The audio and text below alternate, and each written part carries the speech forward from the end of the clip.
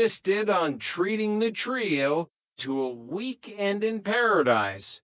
Paradise, according to Larry, was a budget motel in Laguna Beach that advertised free towels and a view of the highway. It's rustic, kids.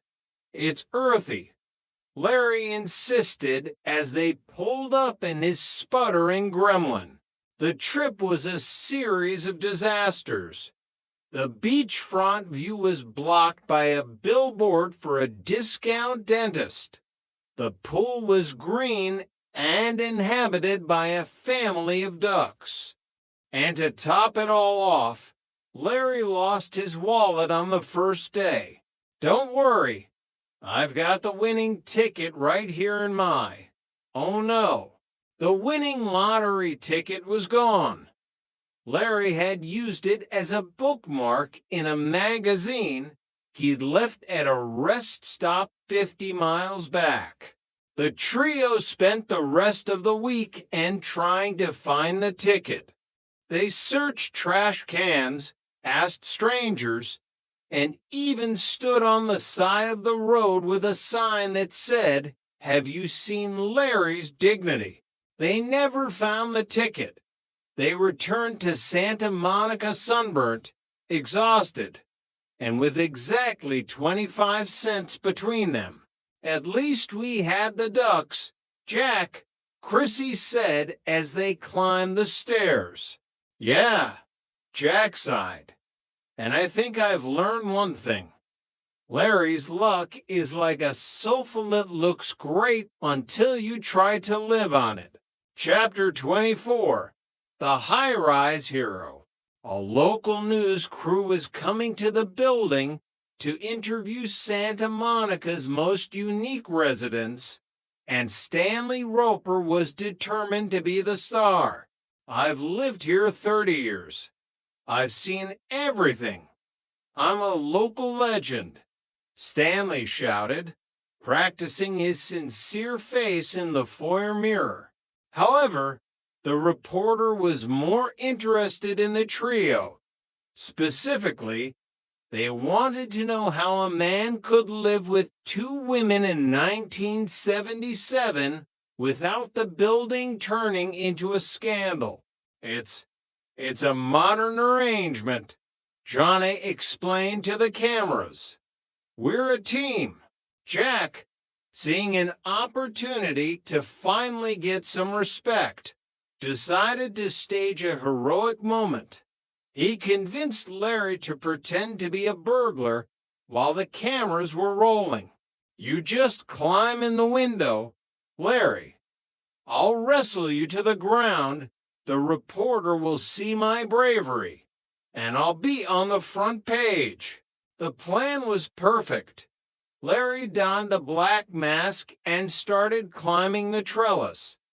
But instead of entering apartment 201, Larry got confused and climbed into the Roper's bedroom. "A burglar! Stanley, get the bat!" Helen screamed. Stanley, who had been waiting his whole life for this, swung with the fury of a man who'd just seen his property taxes go up. He missed Larry, but hit the television set, which exploded in a shower of sparks. Larry fell off the trellis and landed in a bush.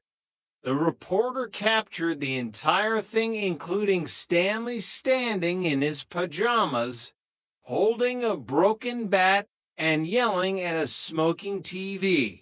The headline the next morning read, "Local landlord mistakenly attacks own television. Heroic resident stays in kitchen." Jack didn't get his heroic moment, but he did get a new nickname from Stanley, the Trellis Terror. Chapter 25. The Great Santa Monica Bake-Off. The community center was holding its annual Santa Monica Bake-Off, and the rivalry between Jack and Gilbert had reached a boiling point. "He thinks his eclairs are better than my cream puffs," Jeanne, he's insulting my puffiness," Jack ranted. Jack spent 48 hours in the kitchen. The apartment was covered in a layer of powdered sugar so thick it looked like a winter wonderland. He was creating his masterpiece, a four-tiered croquembouche held together by caramel and pure willpower. "It's beautiful, Jack. It looks like a skyscraper," Chrissy admired. "It is a skyscraper, Chrissy, a skyscraper of flavor." On the day of the contest, Jack had to transport the tower to the community center.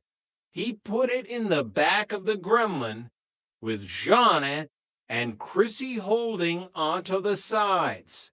"Slow down, Larry. You're taking the corners like a maniac," Jeanne screamed. They arrived just in time. Jack carried the tower into the hall, feeling like a king. Gilbert was already there, looking smug next to a chocolate cake shaped like the Eiffel Tower. The judging began. The head judge, a woman who looked like she'd never smiled at a carbohydrate in her life, approached Jack's croquembouche. She reached out to take a sample, but her sleeve caught on a protruding caramel strand. Jack watched in slow motion as the skyscraper began to lean. "No, stay," he whispered. The croquembouche didn't stay. It toppled over, landing directly on Gilbert's Eiffel Tower. It was a culinary collision of epic proportions. The hall went silent. The judge took a bite of the mingled mess. She closed her eyes. The combination of the caramel and the dark chocolate, the accidental fusion of the French and the tripper. It's avant-garde. It's revolutionary. Jack and Gilbert shared the first place trophy. They both hated every minute of it.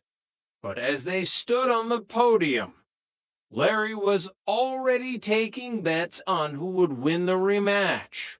"Think of it, Jack," Larry whispered.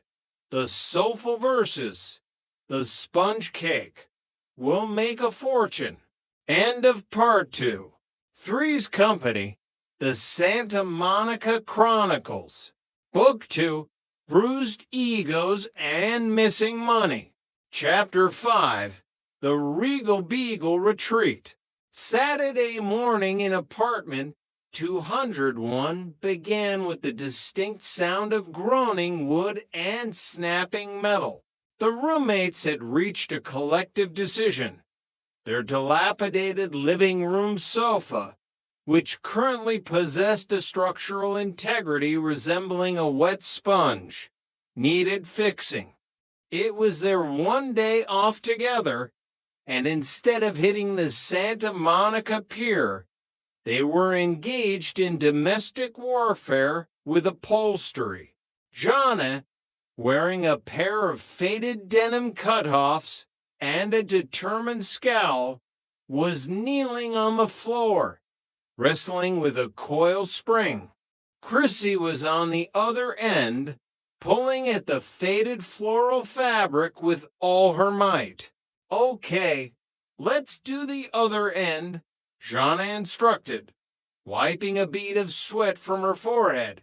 "Now, we have to pull it really tight, or else it won't hold the springs." Okay, Chrissy grunted, her blonde hair falling into her eyes. "Give a heave," Jeanne commanded. They both yanked. The fabric held, but the wooden frame let out a terrifying crack. They collapsed backward onto the floor, panting. Jeanne looked up, her eyes scanning the room. "Wait a minute. The moment my back is turned, the workers start goofing off. Where is Jack?" As if summoned, the front door swung open. Jack strolled in, wearing athletic shorts, a tight t-shirt, and carrying his bicycle helmet.